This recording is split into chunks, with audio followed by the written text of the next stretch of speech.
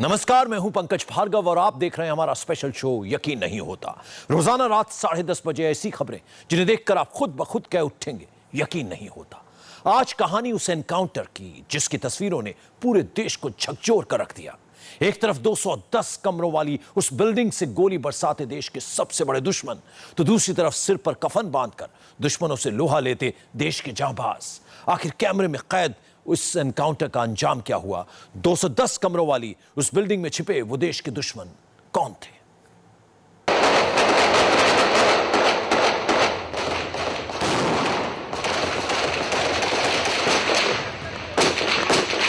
पिछले कई घंटों से इस पूरे इलाके में चल रहा है और पूरा इलाका गोली और बम की आवाजों से गूंज रहा है।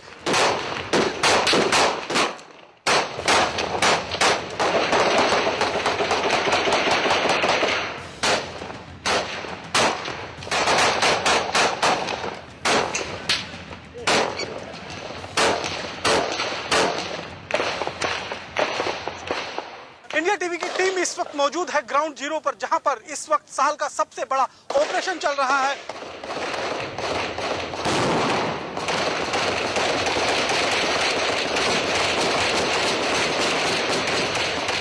दहशत से भर देने वाली इस आवाज को सुनिए, रोंगटे खड़े कर देने वाली इन तस्वीरों को देखिए। ये इलाका जो है अभी भी गोलियों की आवाज सुन रहा है। बम, बारूद और AK-47 से निकलती गोलियों की तड़तड़ाहट के बीच यहां चप्पे चप्पे पर मौत को महसूस किया जा सकता है। यहां जिंदगी और मौत के बीच का फासला एकदम करीब है। ये आप देख सकते हैं कि फायरिंग का किस तरह का दौर इस पूरे इलाके में चल रहा है और इस पूरे इलाके में गोलियों से दहल रहा है ये पूरा इलाका। और इंडिया टीवी की टीम इस वक्त बेहद करीब है उस बिल्डिंग के। दिल थामकर एक एक तस्वीर को देखते जाइए, अगले पल क्या होने वाला है। इस इमारत के अंदर से कौन सा खतरा मौजूद है? आखिर इस ऑपरेशन का चौंका देने वाला सच क्या है? यह सच थोड़ी देर में आपके सामने होगा। चारों तरफ से सुरक्षा बलों के जवानों ने घेर रखा हुआ है। एक तरफ जहां इस छत से जिस छत पर इंडिया टीवी की टीम मौजूद है, इस छत से फायर हो रहा है, वहीं दूसरी तरफ से भी रॉकेट लॉन्चर और दूसरे हथियारों से, जो बड़े हथियार हैं, उनसे फायर खोला जा रहा है। दरअसल हम जिस खौफनाक हकीकत से आपको रूबरू कराने जा रहे हैं वो एक खूनी साजिश की दास्तान है और कैमरे में कैद ये तस्वीरें उसी खतरे का ट्रेलर है। गोलियों से ये पूरा छत इस समय मैं नीचे दिखाऊं तो जो है वो फंसा हुआ है। और इंडिया टीवी की टीम जो है वो पिछले कई घंटों से इस छत पर जो है भारतीय सेना के जवानों के साथ ही इस ऑपरेशन को कवर कर रही है और हर एक तस्वीर से रूबरू करवाने की कोशिश कर रही है अपने दर्शकों को। इंडिया टीवी के दर्शकों की जान हथेली पर लेकर इंडिया टीवी की टीम इस वक्त ग्राउंड जीरो पर मौजूद है।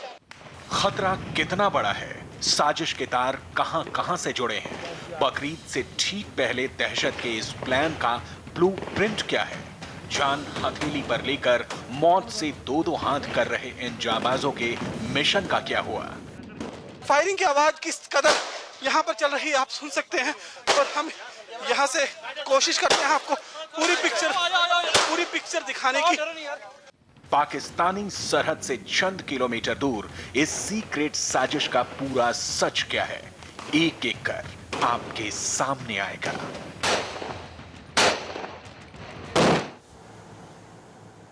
जम्मू कश्मीर के पुंछ सेक्टर में सेना और आतंकियों के बीच एनकाउंटर जारी है।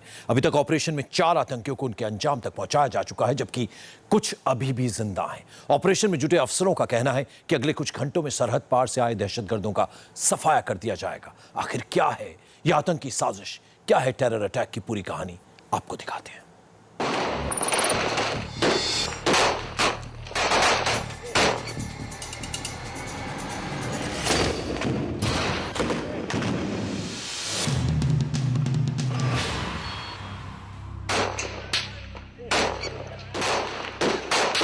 चप्पे चप्पे पर सेना और पुलिस के हथियार बंद जवान, हथियारों से दनादन निकलती गोलियां।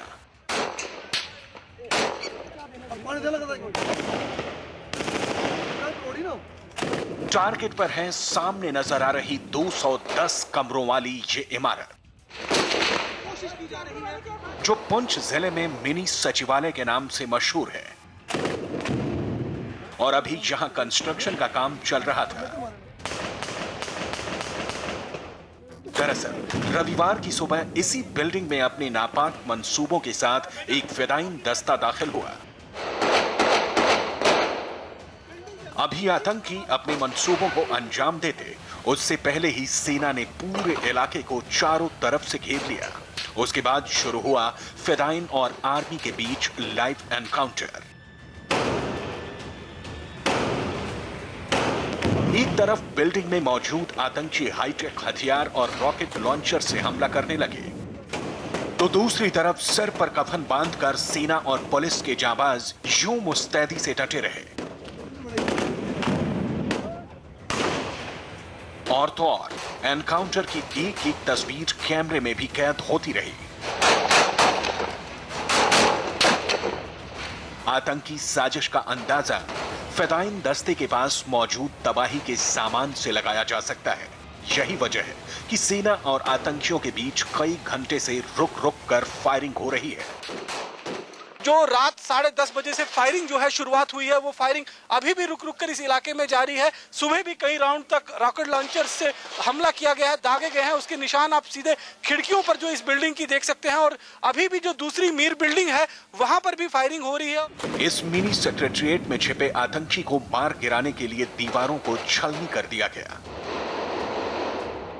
इस बिल्डिंग पर कितनी गोलियां दागी गई, उसके निशान इसकी दीवारों पर साफ देखे जा सकते हैं।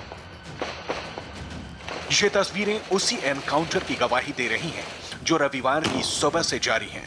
सामने आप बिल्डिंग देख सकते हैं कि किस तरह से दीवारों पर गोलियों के जो निशान लगे हुए हैं, वो अपने आप में खुद बयां कर रहे हैं कि हालात किस तरह से यहाँ पर खराब हुए थे और आतंकवादी कितनी मजबूत स्थिति के अंदर जो है वो बिल्डिंग के अंदर मौजूद थे।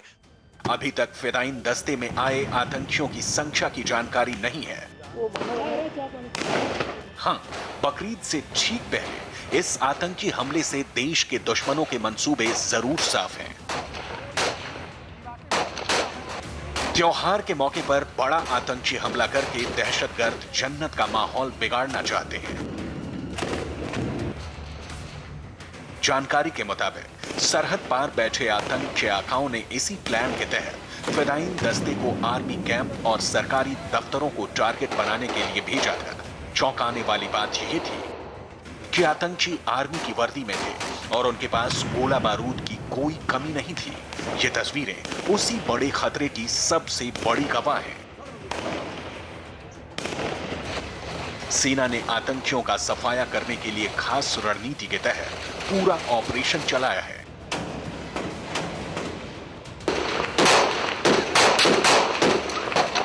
दहशतगर्दों को मुंहतोड़ जवाब देते हुए सेना ने 4 आतंकियों को उनके अंजाम तक पहुंचा दिया।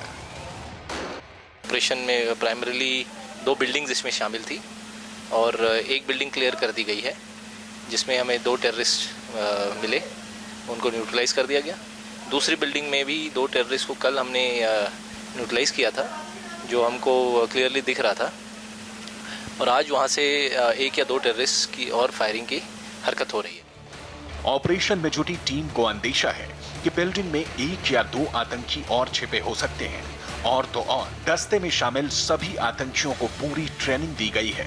ऐसा भी मुमकिन है कि आतंकी अपने साथ ड्राई फ्रूट और फूड कैप्सूल लेकर आए हैं, क्योंकि इस इमारत को चारों तरफ से घेरा जा चुका है और आतंकी 2 दिन से फायरिंग कर रहे हैं।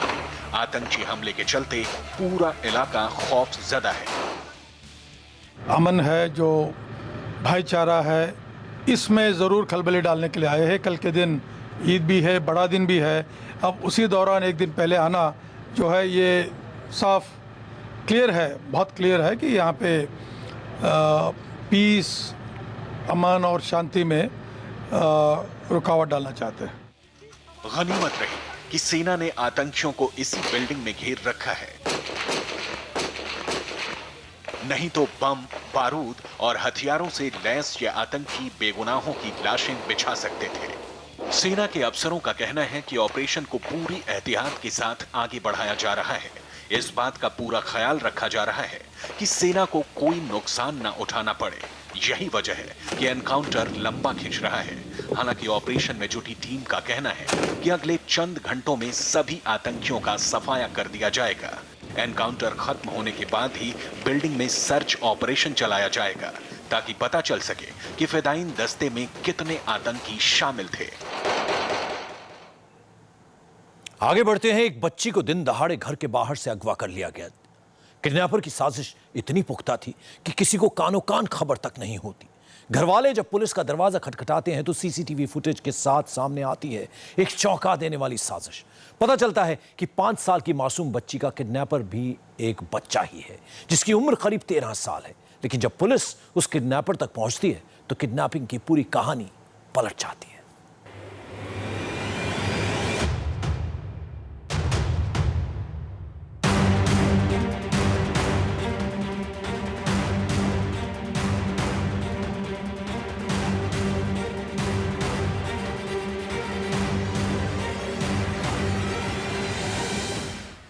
ये है 5 साल की एक मासूम बच्ची और उसके ठीक बगल में नजर आ रहा है ये 13 साल का किडनैपर।